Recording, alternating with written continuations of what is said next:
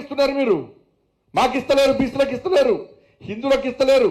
అరే హైదరాబాద్లో రాజశేఖర రెడ్డి ప్రభుత్వం రాజశేఖర రెడ్డి 4% రిజర్వేషన్ ఇస్తే, ముస్లింలను బీసీలకు గుర్తించి 4% రిజర్వేషన్ ఇస్తే, హైదరాబాద్ జిహెచ్ఎంసీ ఎన్నికల్లో 32 మంది గెలవాల్సిన హిందువులైన బీసీలు గెలవాల్సిన స్థానాల్లో తుర్కోలు గెలిచారు. మరి వాళ్ళ 10% ఇస్తే హిందువులు ఎక్కడ గెలవరు, మొత్తం వాళ్ళ రాజ్యం అవుతుందన్న చెప్పాలి. ఇలా కాంగ్రెస్ పార్టీలో ఉన్న హిందువులు చెప్పాలి, కాంగ్రెస్ పార్టీలో బాగా పూజలు చేసే హిందూ నాయకులు చెప్పాలి, రోజంతా నన్ను దిట్టేటువంటి హిందూ నాయకులు చెప్పాలని నేను మాట్లాడింది తప్ప.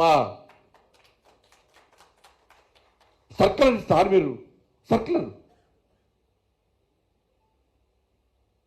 ఇవన్నీ మాట్లాడితే పక్క మాట్లాడుతాను. దీనిలో ఏ మొహమాటం లేదన్న. దీనిలో చాలామంది అనుకుంటారు ఎన్నికల ముందే కాదు, ఇవాళ ఈ గ్రాడ్యుయేట్స్ ఎన్నికల్లో, ఈ ఎన్నికల్లో, ఎమ్మెల్సీ ఎన్నికల్లో మేధావి వర్గం అంతా కూడా దయచేసి గుణపాఠం చెప్పండి. మీకు ఒక వర్గాన్ని కొమ్ము కాస్తూ ఒకే వర్గం ఓటర్తో గెలిచినామని చెప్పి విర్రవీగుతున్న కాంగ్రెస్ పార్టీకి గుణపాఠం చెప్పాల్సిన బాధ్యత ఇలా మేధావి వర్గం మీద ఉంది. వాళ్ళ నేను మతం గురించి మాట్లాడతలేను, కానీ హిందూ ధర్మానికి జరుగుతున్న అవమానాల గురించి, హిందూ ధర్మం పట్ల నిర్లక్ష్యం వహిస్తున్న విధానం గురించి ఇలా మీకు విజ్ఞప్తి చేస్తున్నాను. 2 చేతులు జోడించి మొక్కుతున్నా, ఈ ప్రభుత్వం గుణపాఠం చెప్పాలి, చెప్పి తీరాల్సిందే. బరాబర్ అడిగే దమ్ము మాకుంది. వాళ్ళ ఓటు అడిగే అర్హత కేవలం భారతీయ జనతా పార్టీకి మాత్రమే ఉంది. కొట్లాడింది మేము.